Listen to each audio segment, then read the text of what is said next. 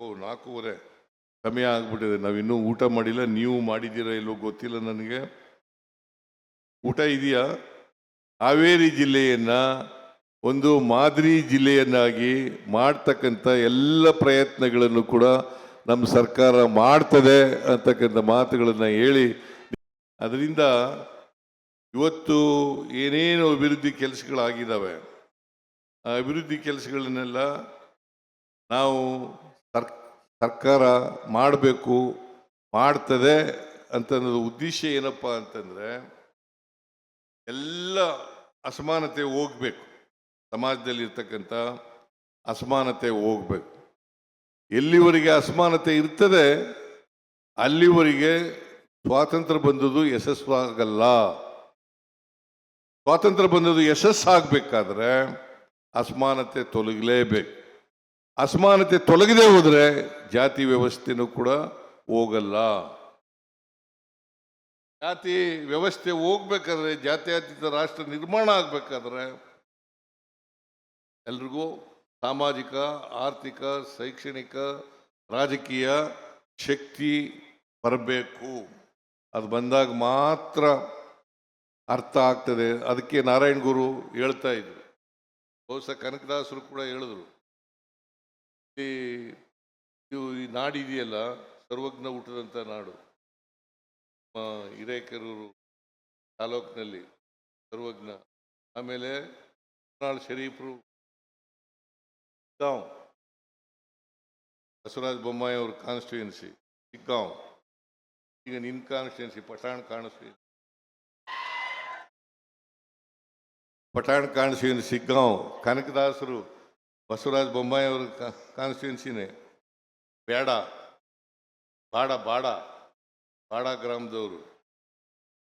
So ಇವರೆಲ್ಲ ಹುಟ್ಟಿದಂಥ ಸ್ಥಳ. ಅವರೆಲ್ಲ ಏನಪ್ಪ ಹೇಳಿದ್ದಾರೆ ಅಂತಂದ್ರೆ, ಸಮಾಜದಲ್ಲಿ ಸುಧಾರಣೆ ಆಗಬೇಕು, ಸಮಾಜದಲ್ಲಿ ಸುಧಾರಣೆ ಆಗಬೇಕು, ಮನುಷ್ಯ ಸಮಾಜ ಯಾವುದೇ ಧರ್ಮ ಇದೆಯಲ್ಲ, ಯಾವುದೇ ಧರ್ಮ ಪ್ರೀತಿ ಮಾಡಿ ಅಂತ ಹೇಳ್ತದ ಹೊರತು ದ್ವೇಷ ಮಾಡಿ ಅಂತ ಹೇಳಲ್ಲ. ಹೇಳ್ತದ? ಯಾವುದೇ ಧರ್ಮ ಇರಲಿ, ಅದು ಇಸ್ಲಾಂ ಧರ್ಮ ಇರಲಿ, ಕ್ರೈಸ್ತ ಧರ್ಮ ಇರಲಿ, ಹಿಂದೂ ಧರ್ಮ ಇರಲಿ, ಬೌದ್ಧ ಧರ್ಮ ಇರಲಿ, ಜೈನ ಧರ್ಮ ಇರಲಿ, ಆಮೇಲೆ ಸಿಖ್ ಧರ್ಮ ಇರಲಿ, ಯಾವುದೇ ಧರ್ಮ ಪ್ರೀತಿ ಮಾಡಿ ಅಂತ ಹೇಳ್ತದ ಹೊರತು ದ್ವೇಷ ಮಾಡಿ ಅಂತ ಹೇಳಲ್ಲ. ಇದರಲ್ಲಿ ನಂಬಿಕೆ ಇಟ್ಕೊಂಡಿರೋರು ನಾವು. ಅದಕ್ಕೋಸ್ಕರ ಬುದ್ಧ, ಬಸವ, ಅಂಬೇಡ್ಕರ್, ಗಾಂಧಿ, ಕನಕದಾಸರು, ನಾರಾಯಣ ಗುರು ಇವರು ಹಾಕಿಕೊಟ್ಟಂಥ ಮಾರ್ಗದಲ್ಲಿ ನಡೀತಕ್ಕಂಥವ್ರು ಕಾಂಗ್ರೆಸ್ ಸರ್ಕಾರ ಅಂತಕ್ಕಂಥ ಮಾತುಗಳನ್ನ ಹೇಳಲಿಕ್ಕೆ ಬಯಸ್ತಾ ಇದ್ದಾನೆ. ಅದಕ್ಕೋಸ್ಕರನೇ ಬಸವಣ್ಣ ಸಾಂಸ್ಕೃತಿಕ ನಾಯಕ ಮಾಡಿದ್ದು. ಏನ್ರಿ ಬೇವಿನ ಮರದ್ದು ಗೊತ್ತಾಯ್ತಾ? ಸಾಂಸ್ಕೃತಿಕ ನಾಯಕ ಅಂತ ಮಾಡಿದ್ದು. ಯಾಕೆಂದ್ರೆ ಬಸವಣ್ಣವರು ಬಹಳ ಸ್ಪಷ್ಟವಾಗಿ ಹೇಳಿದ್ದಾರೆ, ನಾವು ಮನುಷ್ಯ ಧರ್ಮ ಮಾಡಬೇಕು, ಸಮಾಜವನ್ನು ಜಾತ್ಯತೀತ ಸಮಾಜವನ್ನು ಮಾಡಬೇಕು, ಜಾತಿ ಹೋಗ್ಬೇಕು, ವರ್ಗ ಹೋಗ್ಬೇಕು, ಮತ್ತೆ ಪರಸ್ಪರ ಈ ಕಂದಾಚಾರಗಳು, ಮೌಢ್ಯಗಳೆಲ್ಲ ತೊಲಗಬೇಕು ಅಂತಕ್ಕಂಥ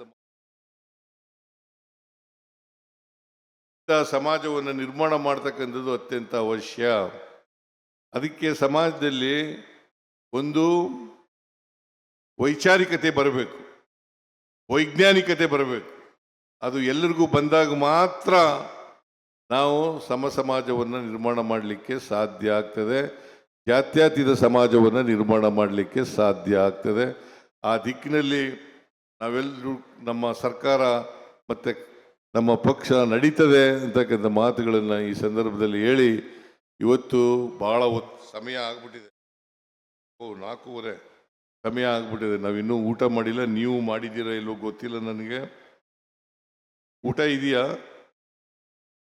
ನೀವೆಲ್ಲ ಮಾಡಿಲ್ಲ ಅಲ್ಲ, ಮಾಡ್ಕೊ ಬಂದಿದ್ದೀರಾ. ಅದಕ್ಕೆ ನೀವೆಲ್ಲ ಆರಾಮಾಗಿ ಕೂತಿದ್ದೀರಿ. ನಾವಿನ್ನೂ ಊಟ ಮಾಡಿಲ್ಲ.